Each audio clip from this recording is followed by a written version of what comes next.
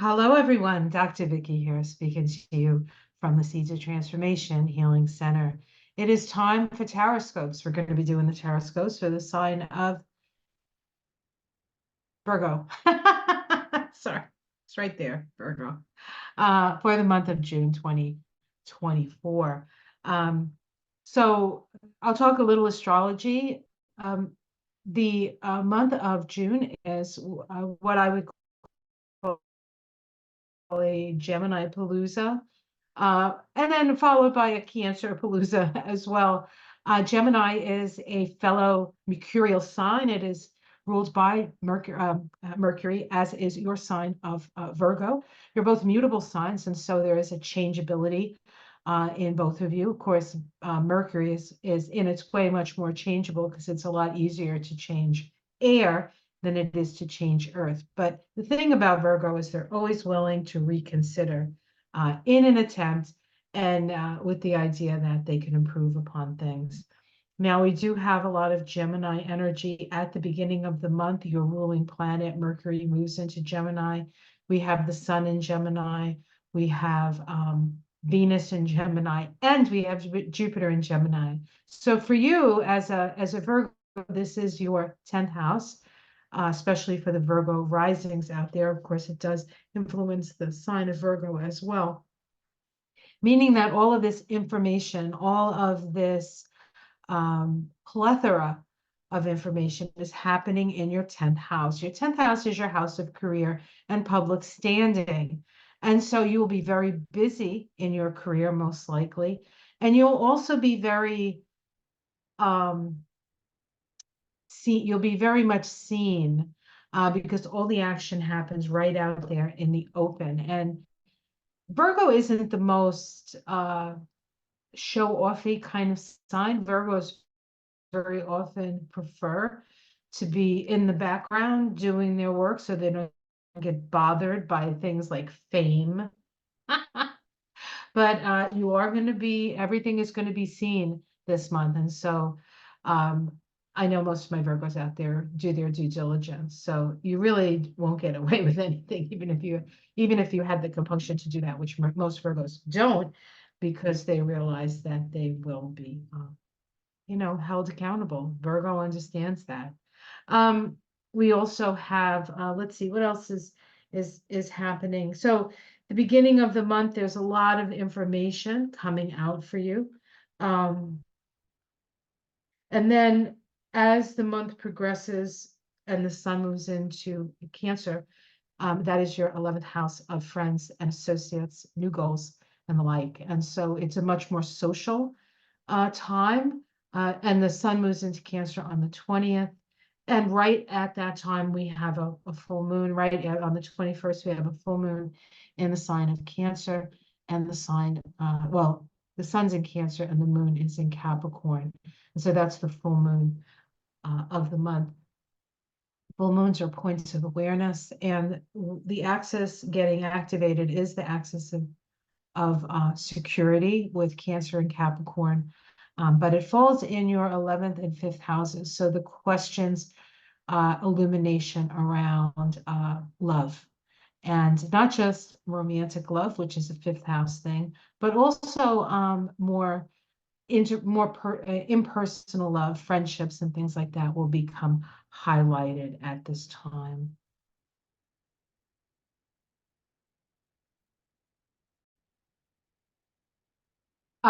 So that full moon does happen on the 21st of June. The new moon, which I should have mentioned, occurs within the first week. It happens on the 6th, and that'll be a new moon in Gemini, which is in your 10th house of career and public standing. And so we have new opportunities, seeds being planted at that time in that house for you. And of course, the fact that Jupiter is in your ruling sign brings in a lot of energy into that part of your life. So expect that this year ahead is going to be a very, very busy one. So I'm going to do a card reading now using the Hermetic deck. I love this deck. This was a gift from Ono. And I love using it for Gemini and for Virgo, because Hermes, of course, is the god of communication, right? Um, Hermes thrice born, as it were. So let us see just a few more good shuffles and see what's up for you, Virgo, for the month of June. Okay. All right, we start with the Knight of Pentacles. Knight of Pentacles. So the Knight of Pentacles is the careful knight. Nothing happens quickly with the Knight of Pentacles. You like the Knight of Pentacles. You could actually be the Knight of Pentacles, Virgo. And so you're looking at and evaluating the work that you've put in to a project. You're nurturing it. You're protecting your project. Okay, you're protecting your project. This is the Lord of the wild and fertile land. So you're in a good position. You're in good stead here with this Knight of Pentacles. Let's see what crosses that. The Princess of Cups. This is the Princess of the Palace of the Floods. Of the Floods. So this could be a lot of emotions coming up for you. They could be new emotions. They could actually be good news around emotions that you weren't that perhaps you weren't um,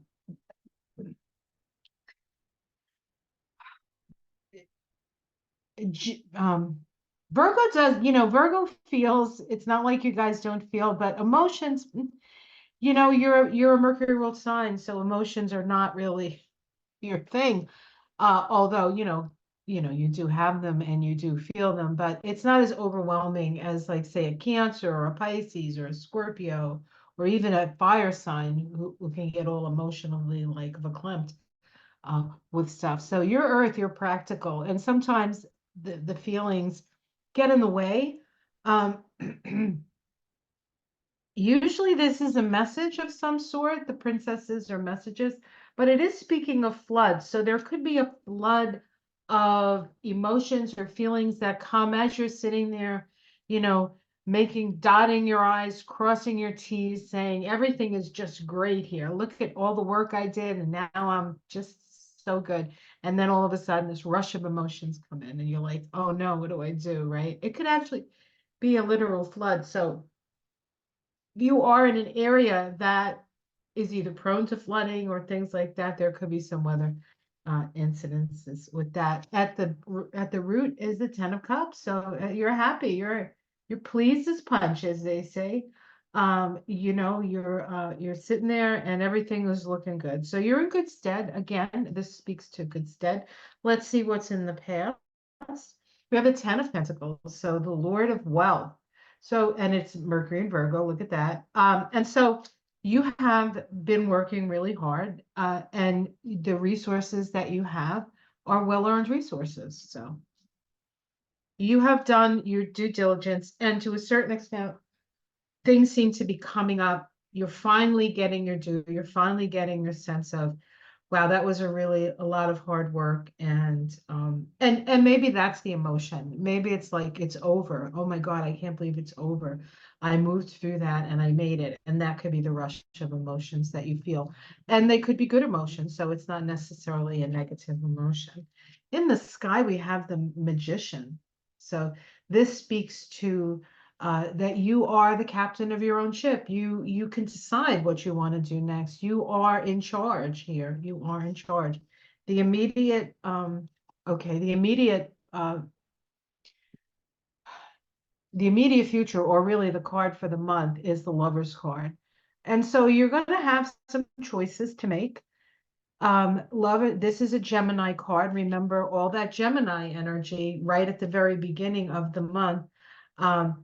In your house of public standing. So there's a lot of things, a lot of choices that you might have, because you have completed your task, because you have done your due diligence. There are options being offered to you now, and so you will be given options around what you want to choose to do. How you're seen from the outside, we have the death card. People have seen the change in you.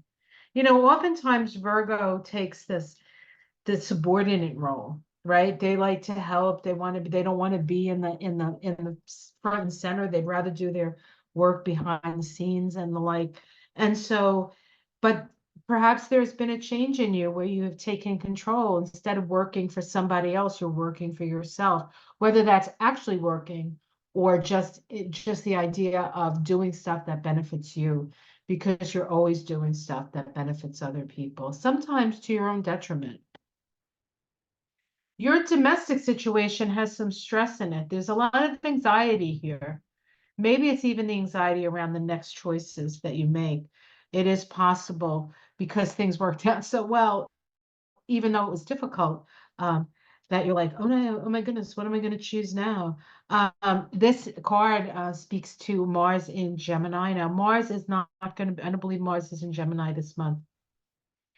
But Mars, I believe, will be in Gemini next month and in July. And there's a big conjunction happening with Mars and Jupiter that is very significant because of on the tree of life, the path that gets activated is the path of strength.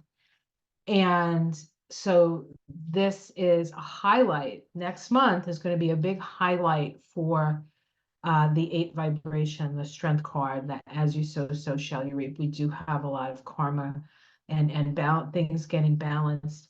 And so, but that's in the future. So there are choices that you have to make at home that may be difficult and causing you some anxiety. Hopes and fears, we have defeat, and this is, of course, the 5 of Swords, which is often abuse of power. So you're not very trusting. You're not being very trusting, which is okay because you can't trust everybody. You're not wrong with that. Oh, don't worry. Don't worry. Be happy. We have the Ace of Cups. So as an outcome, that's a beautiful card. So your worrying might even just be a habit on your part. It doesn't look like you have much to worry about. And then there's the Tower. You're like, wait a minute, you said there's not a lot to worry about. There's not a lot to worry about if you're being true to yourself, right? This is an illumination of sorts. Maybe the idea that you deserve to be happy. That could be the sudden illumination. And most people would say that's not the Tower, but it can be. The Tower does not have to be, it's disruptive and it requires us to be who we really are.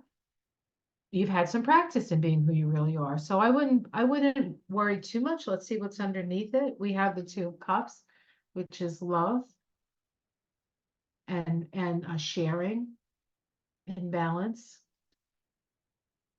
The 5 of Cups, which is sorrow. And the 8 of Wands, which is this is called the Lord of Swiftness. This is a lot of information, a lot of intuition. So you kind of have 2 sides to yourself, right?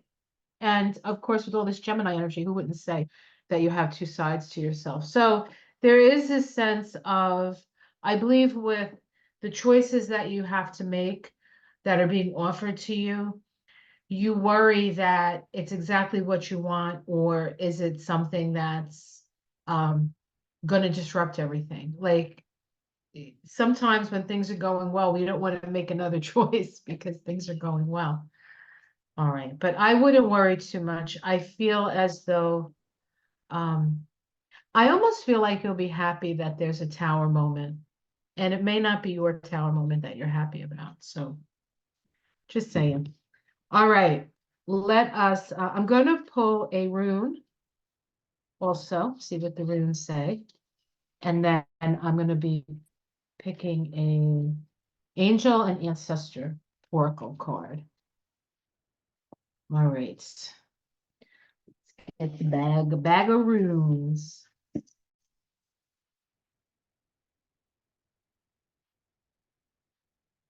I took a class, oh, I don't know, 30 years ago. Was it 30? No, maybe not, but maybe one. around 30 years ago on the runes. This is Manas, I believe. This rune speaks of um, the choices. This is man. This is the man rune. Man as in, not just men, but man as in man, women, everybody, right? Um, it's about two sides of something. It's a mental vibration and it's about choice. And so really that's what your month is about, your choices, the choices and also opportunities and being offered things that you need to make a choice about, right?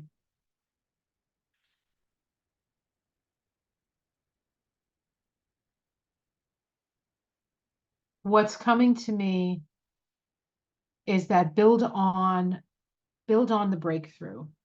Whatever recent breakthrough you had, that's what you want to that's what you want to put legs under.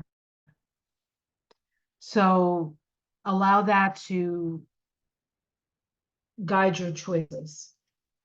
You want to you want to choose from your new sense of who you are and what you've accomplished, as opposed you don't want to go back to how you used to think about things. You know what I mean? Because why go through it if it's not going to be, if you're not going to utilize it. All right, let us look at oh, here we go. The Angels and Ancestors by Kyle Gray. Shuffle these up and just pick one. I love the art in this deck. The art is done by somebody named Lily Moses. Beautiful.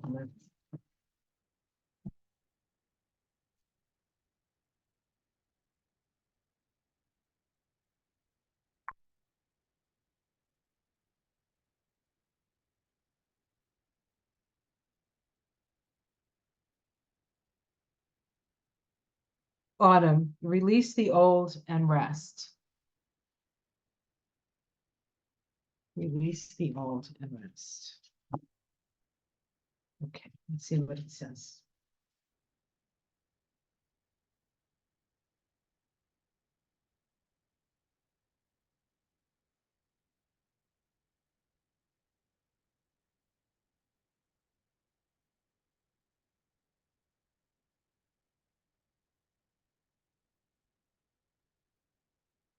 Okay. And also we have the crow here, so perhaps you need to pay attention to the crows. Says, release all the pressure and expectations weighing you down. Shed it all so that you can recover before moving into a time of renewal. You know what is heavy, what is holding you back. Is it a person, a situation, a dream? Like the trees letting go of their leaves and the fruit of the and fruit in the autumn, it is time to let it go. When you hold on, you try to control reality, and that never works. When you let go and make space for the new to enter your life, you are being guided by your angels and nature herself to release whatever is stopping you from moving forward. And you can do this. When the autumn card arrives in the future position of a spread, which isn't the case here, or as the last card in a reading, it can also indicate the coming autumn will usher an important energies with regards to your question. And what I'm thinking is the anxiety around the choices that you're making. Maybe you don't need to make, there's a lot of opportunity and a lot of things that are going to be offered, but you don't have to run into making that choice necessarily. Perhaps the choice will become more evident, or the right choice will become more evident as the leaves fall up here in the Northern Hemisphere. So let go of the old. As I said, you've worked really hard to get where you are right now. You don't want to fall back into old thought patterns. Oh my God, well, I'm not perfect enough. Well, who was I kidding? This is all up, none of that, none of that. Be confident in who you are and allow yourself the time. You've worked hard, you've made money, you're checking, you're making sure that there's resources. It's okay to rest. It's okay to rest, Virgo. Take your time, take the time that you need. But in general, good energy, Virgo. Very good energy. All right. Well, that's the story for you, Virgo. Have yourself a wonderful month. If you would like to support my channel, you can give me a thumbs up, or you can share this with another Virgo who might need to hear this. I do have a Patreon page. You can always become a patron for me.